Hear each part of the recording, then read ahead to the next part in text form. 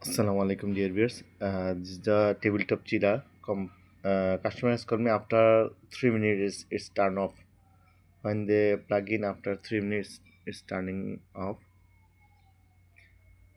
So when we have come here, then we found there's one capacitor has gone.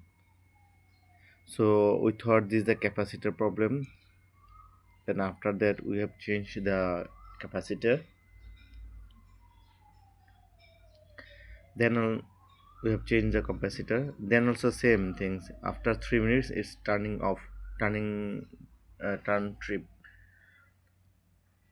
So, but in the plug, it's not showing the trip. That's why we try it.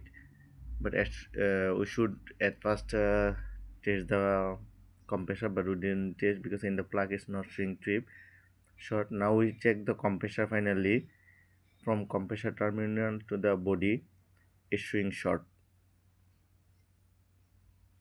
See, it's short from compressor terminal to the body. It's short. So in this case, compressor has gone.